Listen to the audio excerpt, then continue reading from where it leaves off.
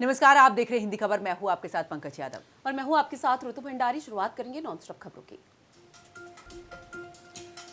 आज राष्ट्रगीत वंदे मातरम के 150 साल पूरे। बीजेपी देश भर में करेगी कार्यक्रम का आयोजन। कार्यक्रम में सामूहिक रूप से वंदे मातरम गाया जाएगा। प्रधानमंत्री नरेंद्र मोदी, अमित शाह भी लेंगे हिस्सा। प्रधानमंत्री नरेंद्र मोदी का 2 दिवसीय वाराणसी का दौरा। आज देश को देंगे 4 वंदे भारत की बड़ी सौगात। एयरपोर्ट पर सीएम राज्यपाल करेंगे आह्वान। बिहार में प्रधानमंत्री नरेंद्र मोदी की 2 जगहों पर जनसभाएं। औरंगाबाद में प्रधानमंत्री नरेंद्र मोदी की जनसभा। भभुआ में भी पीएम रैली करेंगे। गृह मंत्री अमित शाह की बिहार में ताबड़तोड़ रैली। जमुई, भागलपुर और पूर्णिया में करेंगे रोड शो, जहां विशाल जनसभा को करेंगे संबोधित। बीजेपी अध्यक्ष जेपी नड्डा की बिहार में 2 चुनावी रैली। पूर्वी चंपारण के गोविंदगंज में भी जनसभा करेंगे। वहीं पूर्वी चंपारण के कल्याणपुर में भी रैली का आयोजन। बिहार में कांग्रेस के सांसद राहुल गांधी की 2 चुनावी जनसभा। बांका और भागलपुर में राहुल गांधी करेंगे प्रचार प्रसार।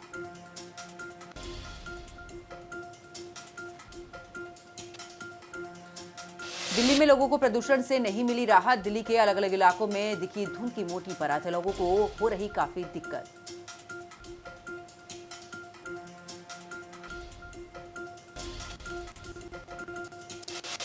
उत्तर प्रदेश में अप्रैल जुलाई 2026 में होंगे पंचायत चुनाव। राज्य निर्वाचन आयोग ने चुनावों की तैयारी शुरू की। आयोग ने चुनाव खर्च सीमा, आवेदन शुल्क में बढ़ोतरी की।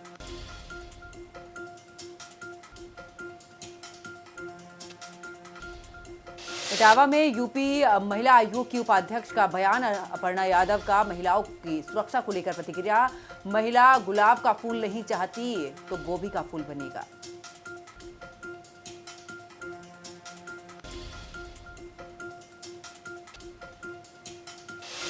संत कबीर नगर में विदेशी फंड के आरोप में ब्रिटेन के मौलाना पर एफआईआर दर्ज। संत कबीर नगर आजमगढ़ के मदरसों की मान्यता रद्द। रजा फाउंडेशन का पंजीकरण किया गया निरस्त।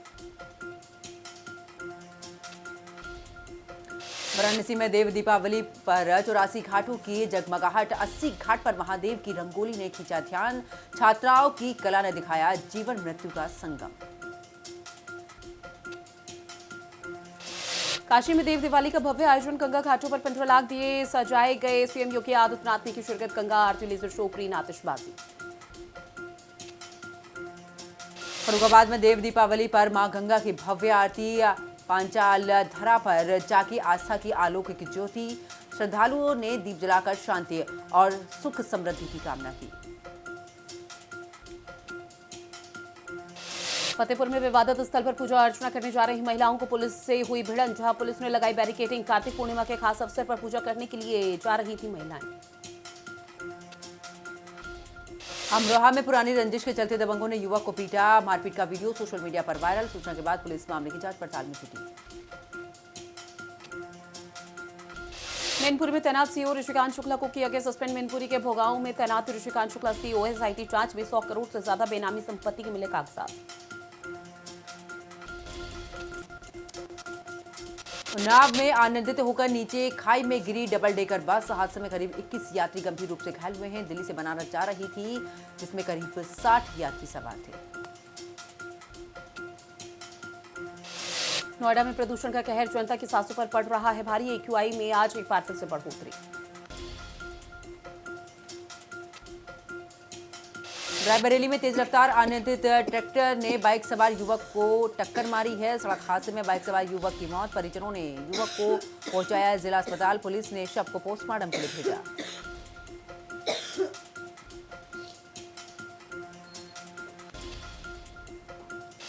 बुलंदशहर में पुलिस की बदमाश के साथ मुठभेड़। शातिर बदमाश पर 10,000 रुपए का इनाम था घोषित। बदमाश के पास से चोरी की बाइक बरामद की गई है। आरोपी ने साथियों के साथ मिलकर डाका डाला था।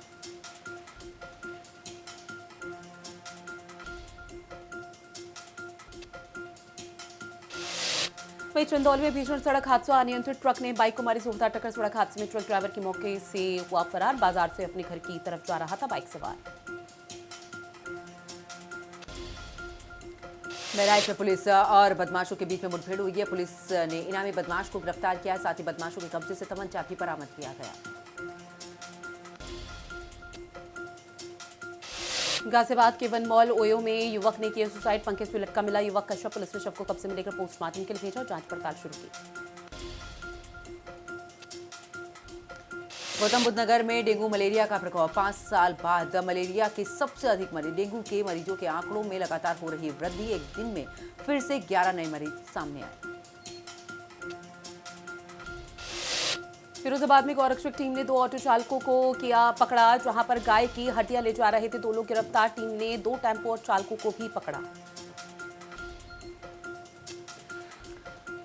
ग्रेटर नोएडा में 10 फीट लंबा अजगर दिखा है, लोगों में मचा हड़कंप। अजगर का रेस्क्यू करते हुए लोगों ने बनाई वीडियो, सोशल मीडिया पर वीडियो वायरल।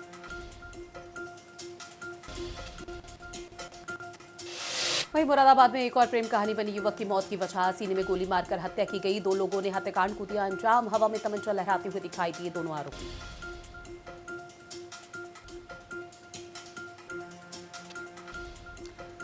नोएडा प्राधिकरण ने मोदी मॉल पर लगाया 25 लाख रुपए का जुर्माना, कानों में सिंगल यूज प्लास्टिक का उपयोग पाया गया है। निरीक्षण टीम में जेएम एसपी सिंह वरिष्ठ प्रबंधक रहे मौजूद।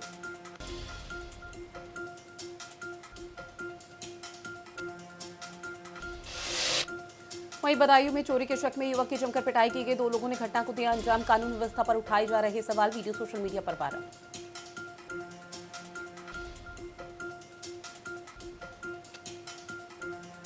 बदायूं में किसान की गोली मारकर हत्या, घटना को अंजाम देने के बाद आरोपी मौके से फरार। किसान को गोली मारने का लाइव वीडियो सामने आया।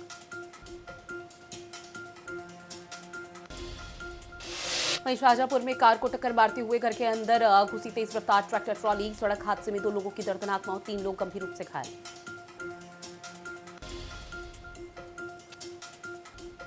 लखनऊ में इंस्पेक्टरों के चयन के लिए 8 नवंबर को कंप्यूटर बेस्ड परीक्षा होगी आयोजित। अभी तक घर बैठे कंप्यूटर मोबाइल पर परीक्षा दे सकेंगे, अब 7 नवंबर तक ऑनलाइन आवेदन किया जा सकेगा।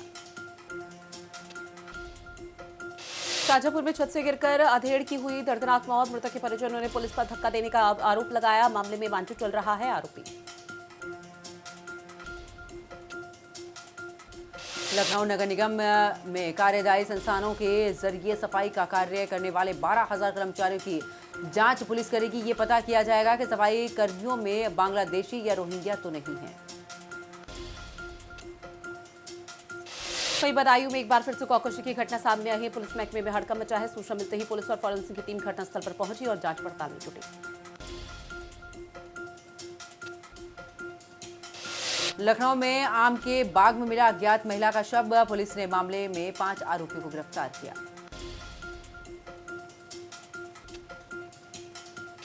कानपुर देहात में बच्चों से भरी स्कूल वैन अनियंत्रित होकर पलटी, हादसे में कई बच्चे हुए घायल। घटना के बाद सभी घायलों को अस्पताल में कराया भर्ती।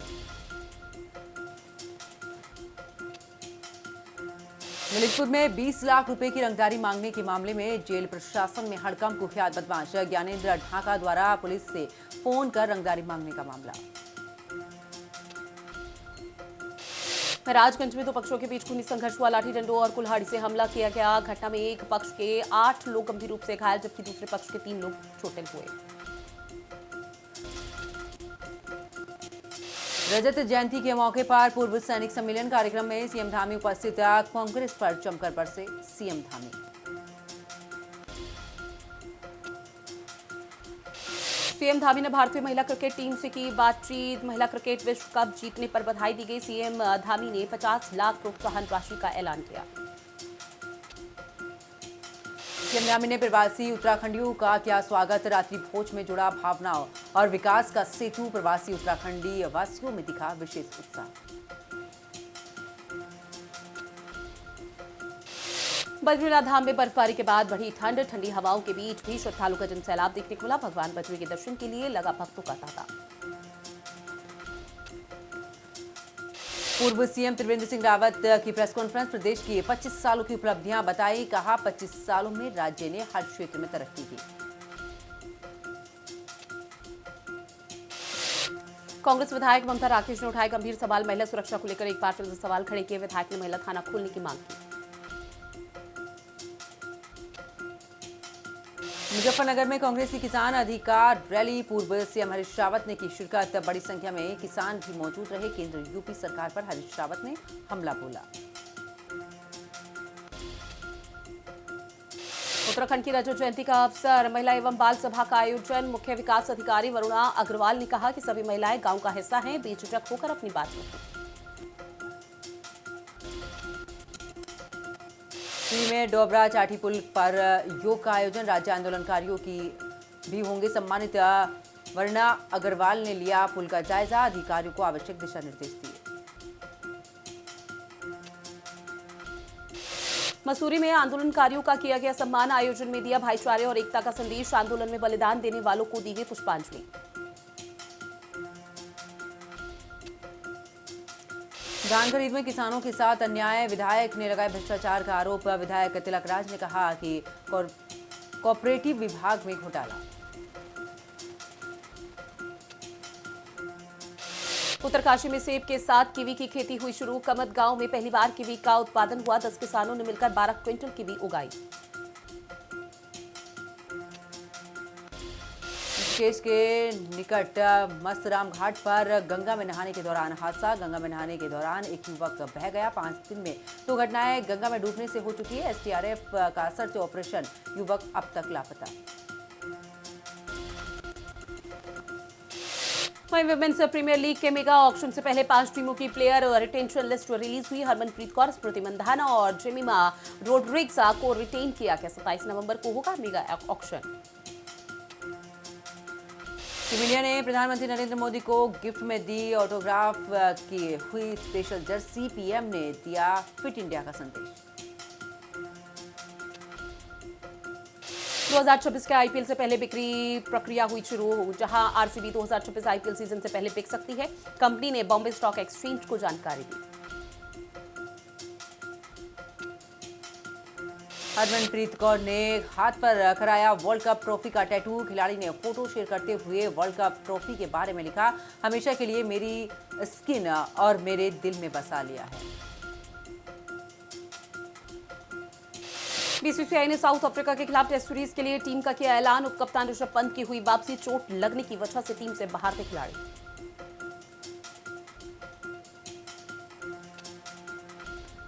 लीजेंड्स लीग क्रिकेट के शेड्यूल का हुआ ऐलान।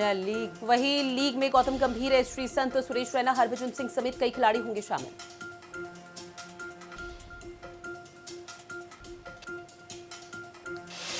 नोवाक जोकोविच ने यूनान में टेनिस के वापसी पर जीत हासिल की है। WTA फाइनल्स में गोफ ने पालोनी को हराया है। 14 नवंबर से भारत और साउथ अफ्रीका के बीच 2 टेस्ट मैचों की सीरीज का आगाज होगा। सीरीज के लिए दोनों टीमों का स्क्वाड का ऐलान हो चुका है। साउथ अफ्रीका की टीम में कप्तान टेम्बा बावुमा की वापसी। भारत के खिलाफ सीरीज के पहले साउथ अफ्रीकी कप्तान टेम्पा का बड़ा बयान। कहा, हमारे पास सीरीज जीतने का इस बार शानदार मौका है। टीम ने काफी लंबे समय से टेस्ट सीरीज नहीं जीती।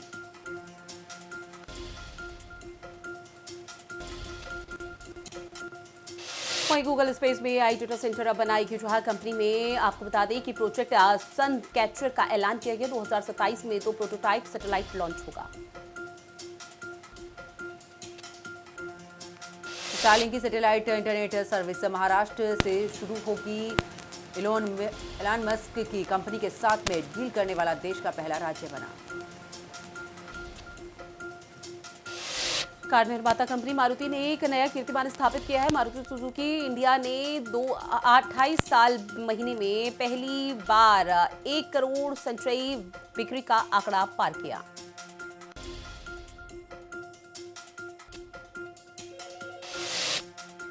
वहीं सरकारी बैंकों के प्रॉफिट में हुई बढ़ोतरी। दूसरी तिमाही में 9% बढ़कर रिकॉर्ड 49,456 करोड़ रुपए मुनाफा हुआ।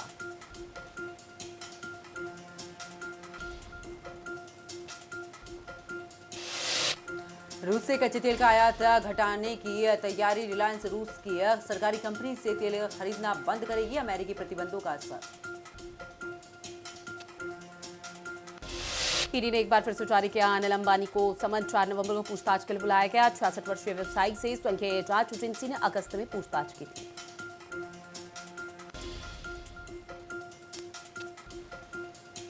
महिंद्रा एंड महिंद्रा ने आरबीएल कंपनी बैंक में अपनी हिस्सेदारी 678 करोड़ रुपए में बेची। कमाया 62.5% का मुनाफा। अमेजॉन इंडिया ने वेयर हाउस स्टोरेज शुल्क में 11% की बढ़ोतरी की है। कंपनी 2023 के बाद पहली बार स्टोरेज शुल्क में बदलाव किया है। नई दर 15 नवंबर 2025 से लागू। ब्याज दर में 0.50% की हो सकती है कटौती। कोटक सिक्योरिटीज के अनुसार महंगाई में कमी से फैसला संभव। दिसंबर में होगी आरबीआई की मीटिंग। एक्सपायर्ड फूड को नदी झीलों में फेंकना पूरी तरह से बैन। सरकार बोली डिस्पोजल की निगरानी फूड सेफ्टी ऑफिसर करेंगे।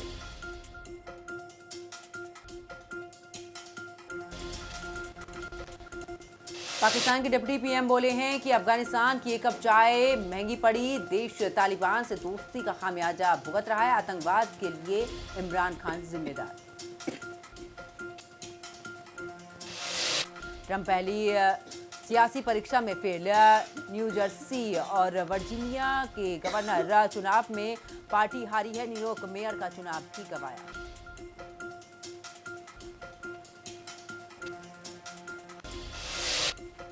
तो न्यूयॉर्क मेयर चुनाव जीते ममदानी धूम मचाने पर झूमे हैं।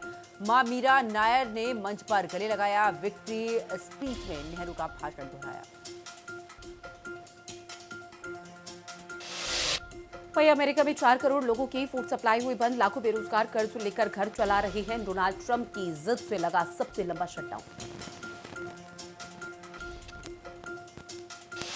मेक्सिको की राष्ट्रपति को जबरदस्ती किस करने की कोशिश। नशेड़ी आदमी ने कमर पर हाथ रखा। सिक्योरिटी गार्ड ने तुरंत दूर हटाया।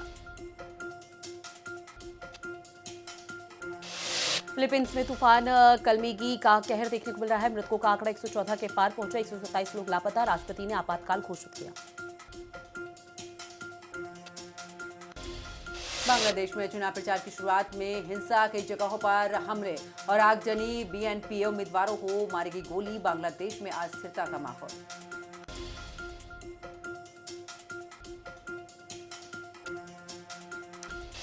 वहीं बेल्जियम की राजधानी ब्रुसेल्स में दिखाई दिया ड्रोन। जहां ड्रोन देखे जाने से ब्रुसेल्स एयरपोर्ट पर हड़कंप की स्थिति। संदिग्ध ड्रोन दिखने के बाद ब्रुसेल्स एयरपोर्ट बंद किया गया। इंडोनेशिया के सुलावेसी तट पर आया भूकंप। भूकंप की तीव्रता रिक्टर स्केल पर 6.2 मापी गई। वहीं चीन पाकिस्तान के अरब सागर में भारत को चुनौती देने की हो रही तैयारी। चीन पाक को हंगोर क्लास पनडुब्बी दे रहा। पनडुब्बी से बढ़ेगी पाकिस्तान की नौसेना शक्ति।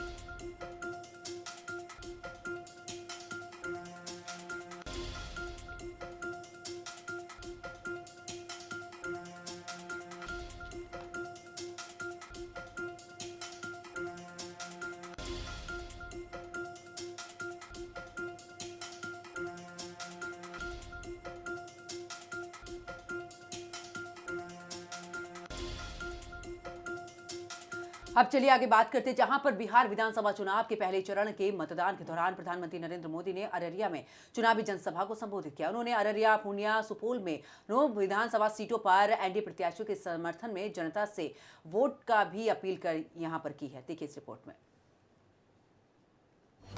बिहार विधानसभा चुनाव को लेकर प्रचार काफी तेजी से हो रहा है। सभी राजनीतिक दलों ने पूरी तरह से ताकत झोंक दी है। हर दिन बिहार के अलग अलग जिलों में प्रधानमंत्री नरेंद्र मोदी जनसभा को संबोधित कर रहे हैं। इसी कड़ी में पीएम मोदी ने बिहार के अररिया में विशाल जनसभा को संबोधित किया है। उन्होंने अररिया, पूर्णिया और सुपौल की 9 विधानसभा सीटों पर एनडीए प्रत्याशियों के लिए जनता से समर्थन और जीत का आशीर्वाद मांगा। पीएम ने इंडी गठबंधन पर निशाना साधते हुए कहा कि विकसित बिहार बनाने के लिए वोट जरूर करें। पूरी पीढ़ी का भविष्य आरजेडी के नेता खा गए। घुसपैठियों का हिसाब एनडीए की सरकार ही कर सकती है। आरजेडी और कांग्रेस को देश की आस्था से कोई मतलब नहीं है। घुसपैठियों के दबाव और वोट बैंक के चलते ये प्रभु श्री राम से भी नफरत करते हैं।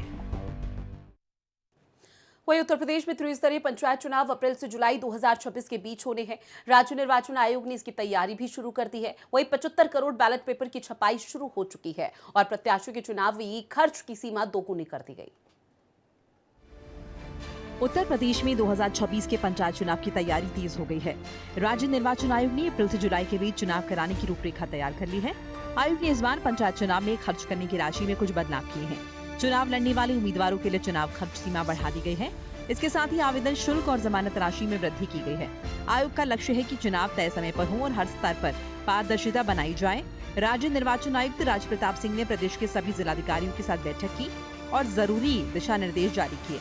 राज्य निर्वाचन आयोग के मुताबिक पंचायत चुनाव 4 चरणों में कराए जाने की योजना है। इस बार आयोग समय से पहले तैयारी शुरू कर चुका है ताकि किसी भी तरह की प्रशासनिक या कानूनी देरी न हो। जैसे ही राज्य सरकार SC/ST आरक्षण की अंतिम सूची जारी कर देगी, चुनाव कार्यक्रम की औपचारिक घोषणा की जाएगी। तो उधर अपराध और अपराधियों के खिलाफ योगी सरकार लगातार एक्शन ले रही है। यूपी के बुलंदशहर बहराइच में पुलिस ने एक्शन लेते हुए बदमाशों को सबक सिखाया है। वहीं उनके पास से तमंचा, कारतूस, बाइक भी बरामद की गई है। रिपोर्ट में देखिए। अपराध पर लगाम लगाने के लिए यूपी पुलिस लगातार कार्रवाई कर रही है। पुलिस लगातार अपराधियों का एनकाउंटर कर रही है। अपराधियों को लंगड़ा किया जा रहा है, उन्हें जमकर सबक सिखाया जा रहा है ताकि अपराध पर लगाम लग सके। एक बार फिर यूपी पुलिस ने बुलंदशहर और बहराइच में बदमाशों पर एक्शन लिया। सबसे पहले बात करें बुलंदशहर की, तो यहाँ पुलिस ने मुठभेड़ के दौरान बदमाश को गिरफ्तार किया। साथ ही आरोपी के पास से चोरी की बाइक बरामद की है। शातिर बदमाश पर 10,000 रुपए का इनाम घोषित था। वहीं अगर बहराइच की बात करें तो यहाँ पुलिस और बदमाशों के बीच मुठभेड़ हो गई। पुलिस ने मौके से 2 इनामी बदमाश को पकड़ा है। साथ ही उनके पास से तमंचा भी बरामद किया है। उत्तर प्रदेश की योगी सरकार लॉ एंड ऑर्डर को लेकर कोई ढिलाई नहीं बरत रही। हर दिन आरोपियों पर एक्शन लिया जा रहा है। वहीं भारत में इस्लामीकरण कर रहे ब्रिटिश नागरिक मौलाना शमशुल हुदा खान के खिलाफ उत्तर प्रदेश के संत कबीर नगर में FIR दर्ज की गई। ATS रिपोर्ट के आधार पर मौलाना के दोनों मदरसे और एक NGO की मान्यता रद्द कर दी गई। भारत में इस्लामीकरण कर रहे ब्रिटिश नागरिक मौलाना शमशुल हुदा खान के खिलाफ यूपी के संत कबीर नगर में FIR दर्ज की गई। यूपी एंटी टेररिस्ट स्क्वाड की विस्तृत जांच रिपोर्ट के आधार पर यह कार्रवाई की गई, जिसमें मौलाना पर भारत में इस्लामीकरण को बढ़ावा देने और मदरसों के नाम पर विदेशी फंड इकट्ठा करने में दलाली करने का गंभीर आरोप है। यूपी एंटी टेररिस्ट स्क्वाड की विस्तृत जांच रिपोर्ट के आधार पर यह एक्शन लिया गया। ATS रिपोर्ट के आधार पर मौलाना के दोनों मदरसे और एक NGO की मान्यता रद्द कर दी गई है।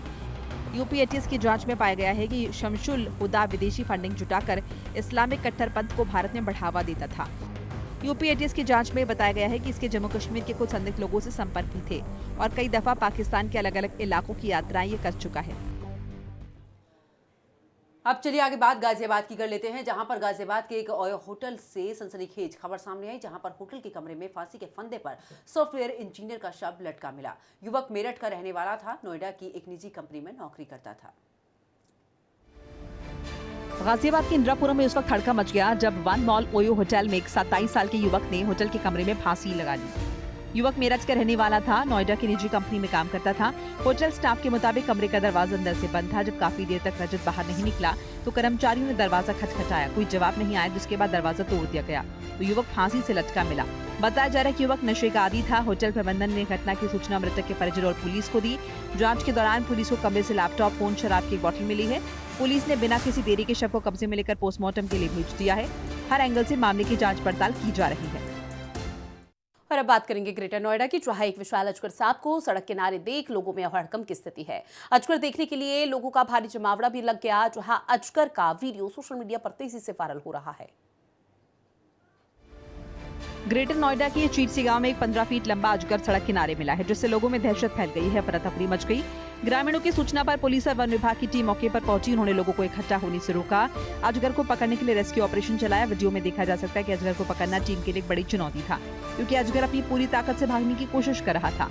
सांप पकड़ने वाले हुक और अन्य उपकरणों की मदद से टीम के सदस्यों ने कड़ी मशक्कत के बाद अजगर को पकड़ा और उसे जंगल में छोड़ दिया। स्थानीय लोगों ने जमकर इसका वीडियो बनाया और सोशल मीडिया पर वायरल किया है। लोग इस वीडियो को जमकर देख रहे हैं। तो फिलहाल इस बुलेटिन में इतना ही। आप देखते रहिए हिंदी खबर।